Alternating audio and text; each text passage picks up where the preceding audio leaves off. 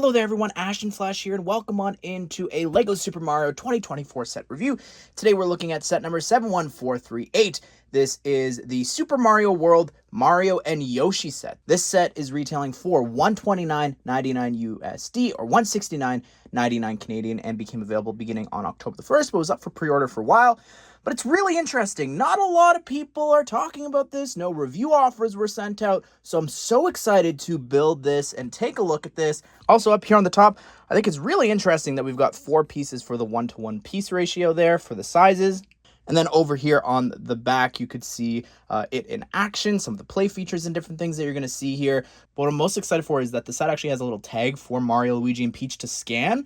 And we don't know what it does. I'm assuming it does the sound effects and different things, but you'll see it here in this video and find out in a bit, but let's go ahead and let's build this up. So here it is built, and it really is remarkable. This is our 5th Mario 18 Plus set that we've gotten, and I think it's not the weakest one. I think it's definitely on the lower tier, but it's still a phenomenal set for sure. Conceptually and engineering-wise, as per usual, I think with these 18 Plus Mario sets, it's really remarkable. So there's actually 2 play features. The first one that I'll show you is this crank that you just turn, and it's just amazing. Like, look, I'll do it slower, you could do it fast. It's just so much fun. And then over here behind the head, there's this other play feature that opens up and moves the tongue, sticking it out. Sometimes it gets a little bit stuck. It's a little annoying. You just got to readjust some of the plates. I'll show you that when we get closer to looking at that. But yes, if you were wondering, you can do both at the same time here, which is so much fun. It's a lot easier to do. What I'm doing here, I'm reaching across a table and lights in the camera, trying to not knock it over, keeping this in frame. First, I want to just do a 360 spin to show you because it's quite interesting. So first of all, looking at it dead on from the side, I think is really interesting. But then, of course, when you flip it around and look at it on the back, it's something else for sure. I mean, did I expect it to be fully tiled off or anything? No. Maybe it could have been cleaned up a smidge more, but still really great. Let me try and do it here from this side now. Of course, you're going to see all the play features in a second up close and just how they move and function. So let's start down here with the base. I really like this a lot. It's actually on rubber feet, so you can't really move it too much. Like, I'm pushing a lot on this. Just trying to show you here underneath like what's going on with those rubber stoppers. Anyways, back to this. I really am going to say this a lot throughout this video, but the texturing and the tile work that they've done in here is really great. First of all, sometimes they have studs exposed, which I just think looks really good, adds to that sort of pixely effect. But I also just like down below the effect that they've accomplished here for the dirt with the reddish brown and then the medium nougat down below. And again, the 2 different types of green. Also, a lot of the characters up above there with Yoshi and Mario and different aspects of them have this really cool black trim around that. So I like how that's accomplished here. You saw before, but this is what the side looks like down below on this level. I think it's just really interesting how much space there is here. I don't think that that's something that you notice looking at it from the front, and obviously you saw from the side before as well just how much stuff is going on in the back, but I think this looks really good. And then over here you do have this little arm that is a part of the secret, I guess, interactivity between the digital characters and this set. This is the tag there if you want to pause, and you could probably put the figure on your screen yourself now to activate it. But this is actually my live reaction. I haven't done this yet. This is my first time doing it. So I'm going to take Mario. Hello, Mario. Okay. I'll show you the screen in a second, but how does it know?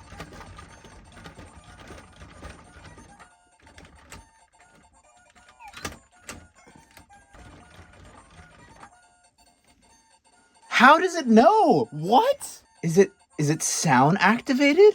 Is it sensing vibrations? All right, so I'll show you this up close here. Hi, Mario. So it's not going to start until I move it here.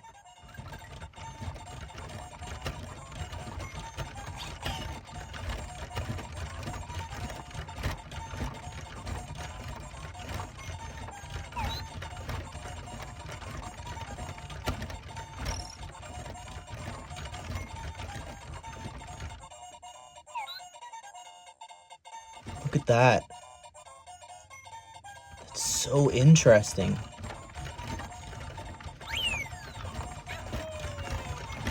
So I let this play all the way through, and I'm just gonna let that happen now here too. Oh, nice. Way to go. So I actually realized two things I want to share with you here. Hi, Mario. It's not sound-based. I've even grabbed some bricks and clanked them together here. What it is I think it's vibration-based. So I'm just gonna hit the table. You can see it's going. So even if I tap the head, it'll move. And because I know I'll get comments, does Luigi do anything different? Hello, Mario. Just says, hello, Mario. Let's let it play out. So nice. Way to go. Let's try Peach. Hello, Mario. It's really muffled. We did it. Way to go. They each have two different final lines. All right, so I do just want to try one thing here. See if you can earn any coins or anything. Huh. It's not doing anything. I thought maybe it would still work, but I guess not. So then over here in the back, I'm pretty sure this is meant to be a bush. It's a little tough to see, so I'm just going to remove the front there so that you can see. I think in the back, that's meant to be a bush there. You can see all the connection points for this piece of dirt and grass. Then over here in the back, this is what it looks like. You've got the crank there on the one side and the little platform for the figure. Looking at Yoshi's boots and a little bit of the leg sticking out there, I think that's really cool. And just looking at it here from the side as well, just to show you the functionality of that. And there's no green there for the inside of the leg, but looking at it here from the back, you can see that there's all of these beams here that are moving. Turning this crank is pushing this white beam up, raising this all the way up. And what that does is it will move the different sections and functions. You could see that there are different beam colors for different things. For instance, I think that there are the green beams moving the legs there. You could see that there's even some different plates and things inside that are green. The orange is relating to Yoshi's little arm here that moves as well, up and down. But what I really like is that Mario actually moves up and down on Yoshi. Also, I just really need to point this out. There's this wheel here that as it moves up, it's actually moving and rolling up that slope piece. And just to show you the cape movement there and how that works, it's actually being pushed out by this yellow beam as everything lifts up. So I'm actually going to go ahead and try something here. If I detach the one yellow beam here, and I think I should be able to actually lift Mario completely off just like that. And you can see what he looks like here on his own. I guess you could also, if you really wanted to, you could even remove the cape there on the back as well. But I did that for a reason here, to show you what it looks like here with Yoshi just on his own and just some of the functionality there. I'm going to zoom in again. And it also exposes the tiling that's hidden underneath Mario there, where he sits on top of Yoshi's shell. A bit of the head here for the side little orange parts are also covered up by Mario, so I just wanted to show you what that looks like on its own. I really like the eyes, and even when you turn it here from the side, just how the white continues there. I think that's a really cool attention to detail, that all of these sort of pixels on the side all continue onto the back. I think looks great. Now to show you the functionality up close here for Yoshi's mouth opening and the tongue sticking out. That looks really great, and it's very smooth, except for sometimes some of the plates and the tiles will actually hit, and all you got to do is just squish all of the bricks back together and pull it forward a little bit, and it will actually fit back perfectly. And to show you how this function works, you turn this dial there forward and it will have the tongue stick out. But it's so awesome. I just want to show you it with the tongue almost hitting the camera here and what that looks like. It's just so smart, this hinge here that is lifted up. And you could see when you undo it, if you slowly go, it's right here where the 1x5 plate just drops right off of those studs and it closes the mouth. You can see it's actually getting stuck a little bit there, but I think it's because of the angle that I'm holding this on. But all right, let's focus on just Mario here. The texturing on this, I think, is better than Yoshi. Like if you look at all the different shades of blue and everything here, it's So cool. I think it's interesting that there is no black trim here, or I guess it's just supposed to be this regular blue for the outline. It's a little different than Yoshi, like even for the head here, like that maybe could have been dark green to outline it. I don't know. I just think it's an interesting contrast here. You could see even with the cape that it's got dark brown as the outline, even up here on the top of the hat.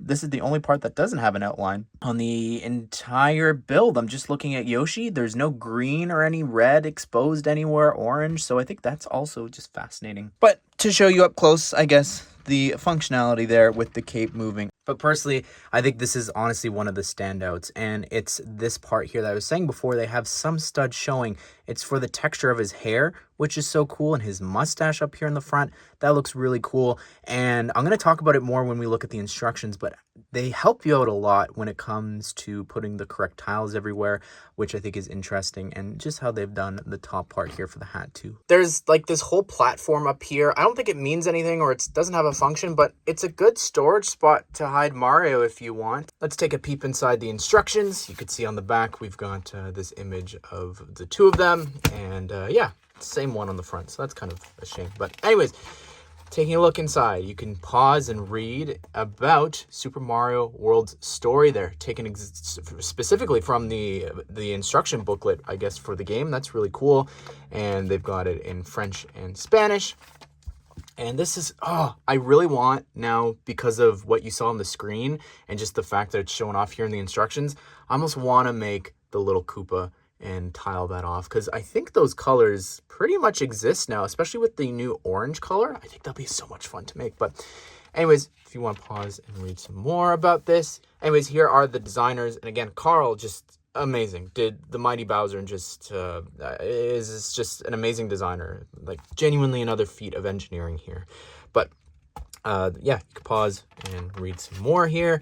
And then we've got talking about the bonus feature, some lifestyle images there. But that is it for the instructions, except I do just want to show you what I was talking about before when it comes to the tiling. You can see that there's almost like the art sets, and that is what this is. It is a piece of art, moving art, but they've got all of these different numbers so that when you're going through the instructions, it'll actually help you, especially when it comes to the skin colors. I found it was a little tough to decipher like what tiles are going where. So I just think that's interesting that they are looking out for you and trying to help you out with that. There you have it, everyone. That is my review of the Super Mario World Mario and Yoshi. I love this set. I think it's a lot of fun. It's quite a fast build. It's a very simple build. It's not too complex.